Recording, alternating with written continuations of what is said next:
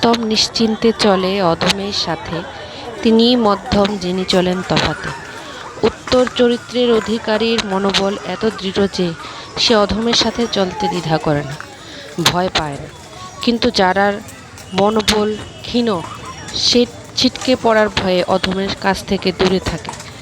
উত্তম আর অধমের মধ্যে যে পার্থক্য ও তফাৎ তা অনেকটা কম, কেননা উত্তম ও অধমের মধ্যস্থলের মধ্যমের স্থান পথ চলা ও জীবনের ক্ষেত্রেও উত্তম মধ্যম ও অধমের মধ্যমের স্থান ভিন্নতা রয়েছে। এদের মানসিকতাও ভিন্ন। যে উত্তম বা যে শ্রেষ্ঠ, অধমের সঙ্গে পথ চলতে তার কোনো বাধা নেই, কারণ তার কোনো সংশয় নেই এবং হীনমন্যতা নেই। সে নিজের অবস্থান সম্পর্কে নিশ্চিত। আর ভিতরে যে শ্রেষ্ঠ, বাইরেও তেমনই স্পষ্টা।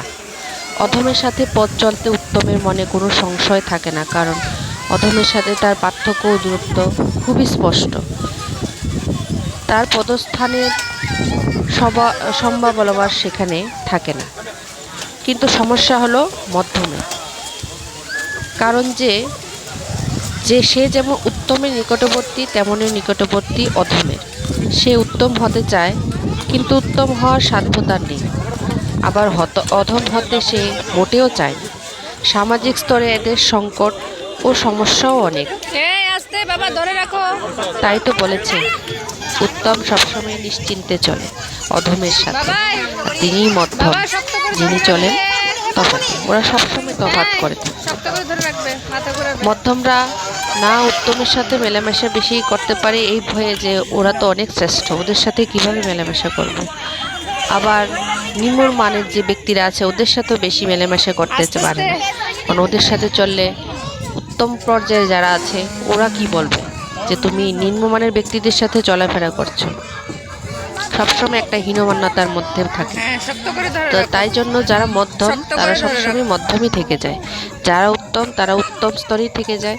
আর যারা নিম্নমানের ওদের তো বলে লাভই নেই। ওরা নিম্নমানের হলেও সবার সাথে মেলামেশা করতে পারে, ওদের মনে কোনো সংশয় নেই, কোনো দ্বিধা নেই।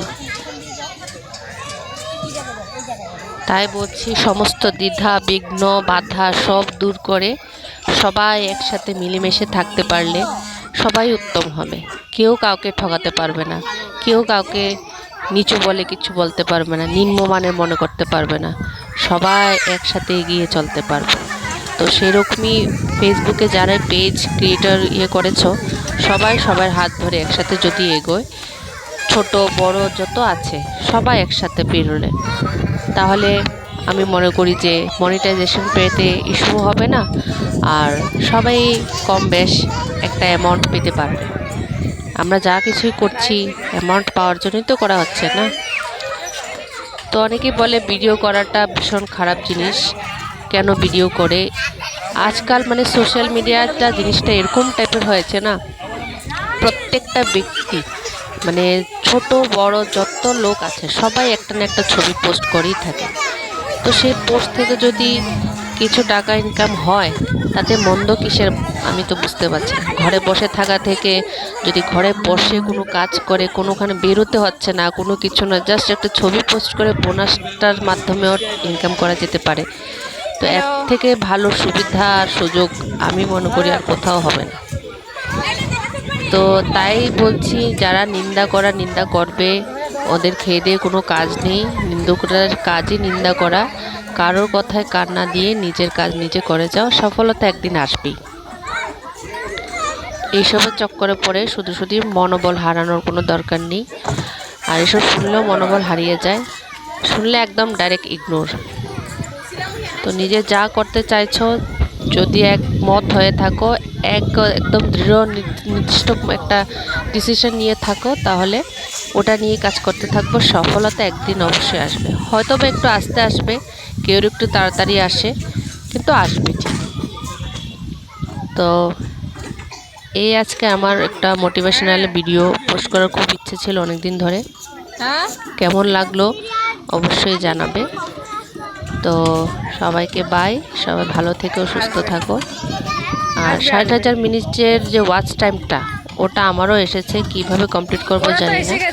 তাই বড় ভিডিও আর কি দেওয়া যায় বুঝতে পারছি না। আর ডেলি লাইভে এসে কি লাইভ করব, ওটাও একটা সাংঘাতিক ব্যাপার হয়ে যায়।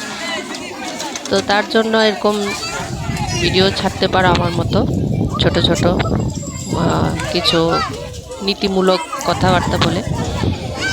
তো আজ এই পর্যন্তই, বাই, টাটা, সবাই ভালো থেকো। আর আমাদের এখানে তো খুব বৃষ্টির ওয়েদার হচ্ছে, ওয়েদারটা এখন ঠিকঠাক আছে।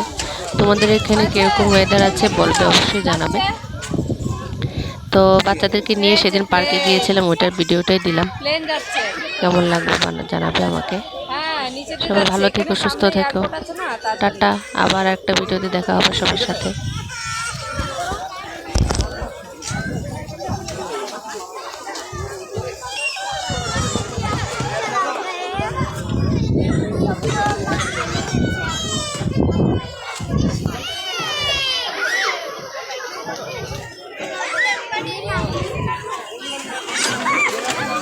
ধরে রাখ।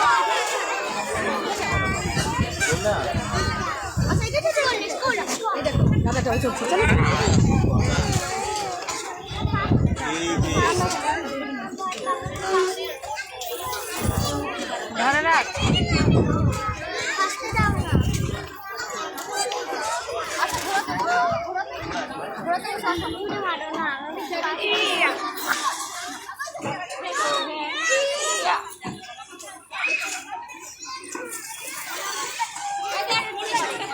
এই পড়ে যাচ্ছি, বাস হয়েছে আর না, চলো অন্য কিছু।